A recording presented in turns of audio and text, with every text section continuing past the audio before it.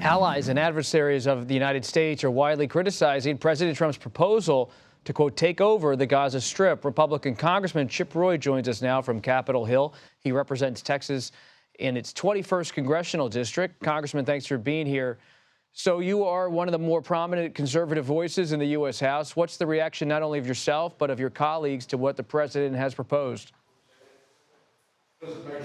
Well, we're still listening to the administration and to his team to understand exactly what the plan is. We're, strongly behind the president and what he's been doing to actually stand alongside Prime Minister Netanyahu. I was proud to get the International Criminal Court sanctions bill through the House. Unfortunately, the Senate Democrats rejected it, but we're proud to stand alongside the Prime Minister, stand alongside Israel.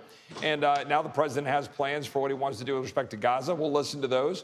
We obviously, don't have any real strong interest in having our military men and women, overseas in dangerous situations. He's the commander-in-chief, and we'll give him the benefit of the doubt to determine what's best for our country, and then we'll reserve the right to review it over time. But we just want to make sure that it's in our national security interest and that we're standing alongside our friend Israel.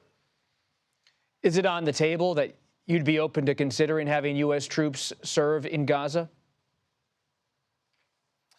Well, the commander-in-chief can move men and women in uniform around for national security interests, but obviously if there's anything that's going to be long-term, you got to come to Congress and figure out what we're going to do that's in our national security interest. I'm not one for, and the president campaigned against having foreign entanglements abroad. I trust the president to make good judgment here. And again, he's doing what the Biden administration would not do, which is stand directly alongside Prime Minister Netanyahu, stand alongside Israel, stand up against the International Criminal Court. Democrats are blocking that. Chuck Schumer led an effort to block that rather than standing up against their ridiculous, lawless pursuit of Prime Minister Netanyahu. So I trust President Trump to get this right, and we'll listen more to their administration about what their plans are. Congressman, you've been in politics for a long time. You've been a chief of staff as well as a lawmaker. You've been close to some of the top Republicans in the country for over a decade. Step back for a second and you look at what President Trump said here. Is this similar to what he said, for example, on tariffs, where he takes a maximalist position as a way of maybe getting some leverage in a negotiation? Is this about nudging Israel along on a certain path, nudging the Arab nations along to maybe accept some people who have been living in Gaza? What do you see as the actual big picture here beyond the explicit proposal he made? Well, first of all, what you've seen over the last now 2 weeks and change out of the president has been shaking the world, because they're actually now seeing leadership again. We're seeing what that means in Mexico, with having 10,000 Mexican military members up along their northern border, our southern border. You've seen what that's meant with Colombia, with Venezuela, and now around the world. And now he's engaging here, and I do think it's purposeful. He always has a plan. But again, he took Prime Minister Netanyahu in and had him as one of his first visits in the White House, if not his first visit with the head of state. And so he's making a loud signal to the world after the Abraham Accords, the historic Abraham Accords, that we would have an engagement with Israel to try to continue to grow and develop the Middle East relationships.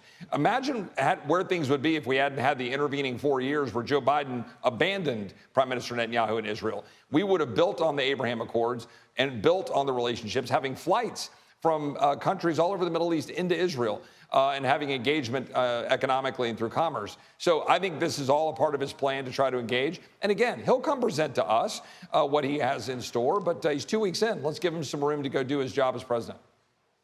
Congressman, let's turn to taxes. You told reporters today House Republicans are considering, as we've heard for a long time, extending the Trump tax cuts for 5 years, though, instead of 10. What other details can you share about the proposal you're working on? Yeah, well, I mean, last year, President Trump was very clear. He campaigned against inflation in his inaugural speech in the Dome Room right behind me. He mentioned it again, that we need to combat inflation by cutting spending. That's our goal here, is to cut spending. Scott Bessent, his Secretary of Treasury, has his 3-3-3 plan. The last three of that is to reduce deficits to 3% of GDP. I think I agree with the Secretary. I agree with the President, and that's what we're standing up. We need spending cuts. All we're really asking for is the $250 billion a year out of $7 trillion that we agreed to as a Republican conference over Christmas.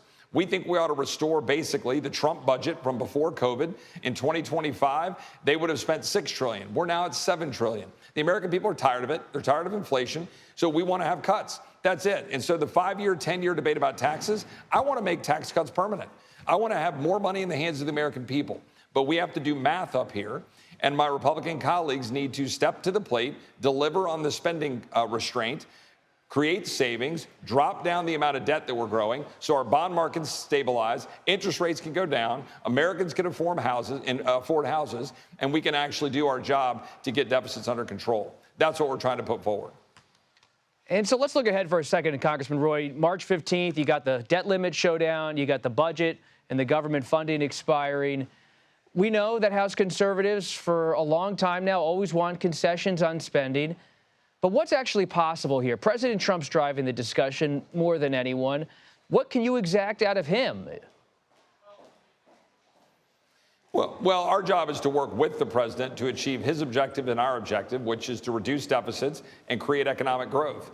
And so what we're doing is just saying in the Budget Committee and here in the House that we need to deliver on the spending cuts we all promised. We're not asking for anything more than that. If we do that, if we simply deliver on the $250 billion in cuts, that would unlock having permanent 10-year plus tax relief, unlock economic growth, and deliver. And by the way, we can do this part by providing some funding for defense and border. And then in March, we can hold appropriations flat. We can just say, look, we're going to do a continuing resolution through the end of the year, pass spending flat for the next year, hold that in check, save another $200 billion, and then we're actually really cooking with peanut oil. And that's what I think the American people sent us here to do. So we'll be working with the president to do that. And finally, immigration. Texas Governor Greg Abbott met with the president at the White House today to discuss the border, including his $11 billion reimbursement request for border security. Let's listen. This is, in a way, a real estate transaction because Texas can transfer to the United States of America a value of well over $5 or $6 billion of real assets on the ground that Texas put in place that will continue to secure the United States for decades to come. Governor Abbott said he will be back in Washington next week to discuss this with lawmakers. Where do you stand, Congressman, on this issue? Yeah, well, first of all, the governor's done a great job in trying to fill the void left by President Biden when they left our borders exposed to cartels and lawlessness, endangering Texans who've died from fentanyl poisoning and have had dangerous gangs from Venezuela and elsewhere on our streets, resulting in the deaths of our people. Governor Abbott deserves credit for that, DPS agents that stood in the breach. And now they want to get paid back. The governor's correct. We Texans want to be paid back. I'm leading a letter among my Texas delegation. I think we'll get all of us on it, along with my friends in the Senate, Senators Cornyn and Cruz, for the $11.1 billion over and above our normal expenditures that Texas has spent to do the job the federal government refused to do. So working with Governor Abbott, proud to do it. We need to be paid back. There are some of those assets that I think we could hand over to the administration. But $11 billion, think about that. That's a lot of money, even in Texas. We're the 8th biggest economy in the world. But that's $11 billion not in our schools, $11 billion not on our highways protecting our people, $11 billion that's not out there in property tax relief for Texans. Why? Because the federal government failed to do their job. So Governor Abbott's right. We need to deliver for Texans. Congressman Chip Roy, thank you. Thank you all.